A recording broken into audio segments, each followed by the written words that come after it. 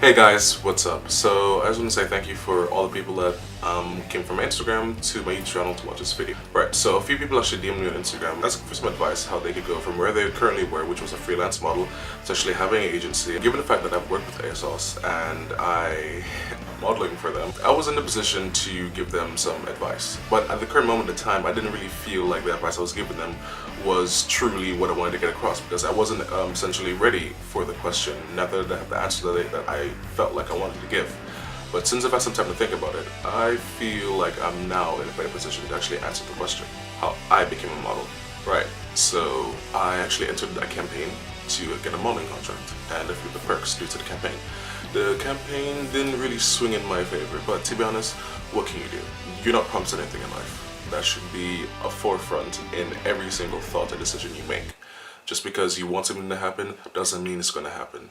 You need to play the scales. You need to logically think about things before you make any actions or make any movements towards something you want to do, something you could do, and even some negative aspects of what your decision might be. First and foremost, first thing, I didn't win the competition, but through me being in the competition, I actually spoke to a few people from my current modeling agency, and through that there were some negotiations, and well, here we are. Me being on ASOS. Right, so essentially how I got to work with ASOS. So to be honest, it's been a long time coming for me to actually be in the position to work with ASOS. I have no idea how many times I've walked into any number of stores, different brands, different locations, different cities, different countries. Walk into a store, to a brand I've seen before, I've liked, like their style, like their ethos, their culture of the company, and the overall cut, size, and dimensions are not favorable to me, given I'm plus size, which we need to change that, like, today.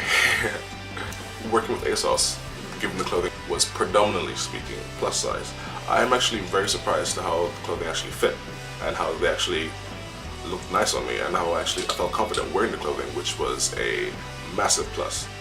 Good on them. Right. So how I became a model, essentially I entered a campaign.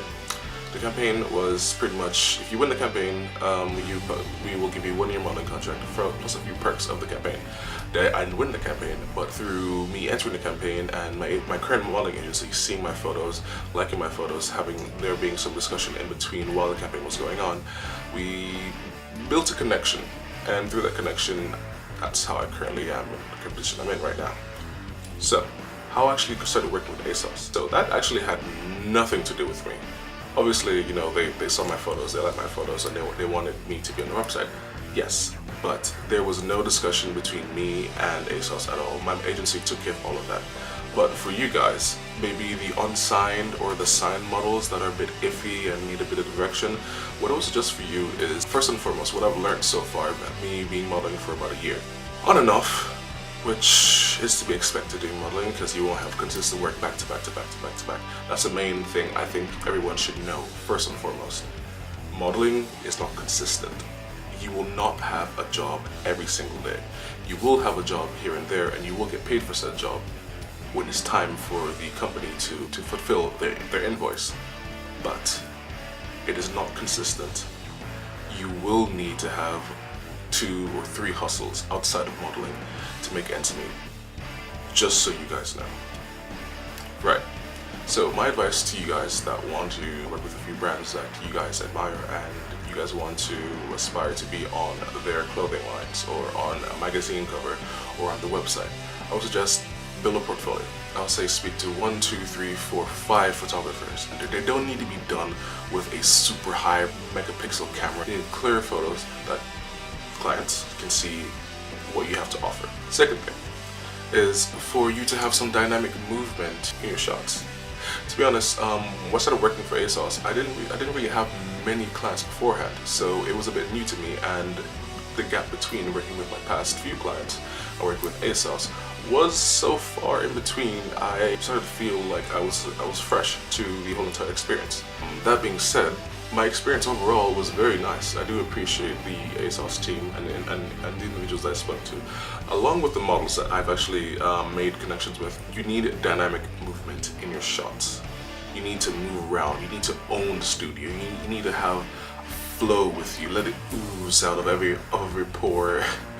But me personally speaking, what worked for me was having a song I liked. And for each shot, it was more of a, I moved a few times. I had an idea in my head of like what kind of pose, position, body language, facial expression I wanted to give off on the website, and how I give the style and fashion that they might be looking for. Don't be afraid to make a few stupid poses, a few swings, swing your hips, a wide foot stance, nothing.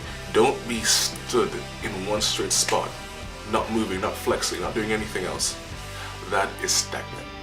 No client wants that. The main aim of the job that you're doing is to fit the clothing to their website. You can't be cocky at all, actually. Your job there is to wear the clothing for a style that they want to use. The more and more you fit the style that they want to use, the more and more they're going to actually use you for their website. Pay attention. Fit the style they want for their website. They already have you there, they already booked you. You're already on their minds and in their thoughts for the next shoots in the future. Very important. Portfolio, dynamic movement, fit the style that they like. Broaden your horizon. Speak to everyone. Get to know people. From the photographer to his assistant, to his assistant's assistant, to the makeup artist, to their assistants, to all the people doing the lighting rigs and holding the whiteboards and a whole bunch of stuff, to craft services in the back, and to be honest, from the shoots I've been on, that's only a small part. There are so many people behind the camera.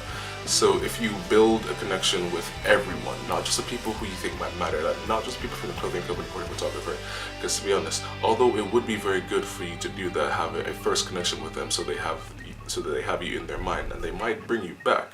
Alright guys, now I hope I haven't really forgotten anything. I have a feeling I might have because I've waffled quite a bit filming this video. But please, go down to the description, hit the subscribe button, please. Go down to the like button, smash that like button. And also, if you could actually hit the notification button right next to the subscribe button, that would be amazing. Also, my social media links are in the description. See you guys soon.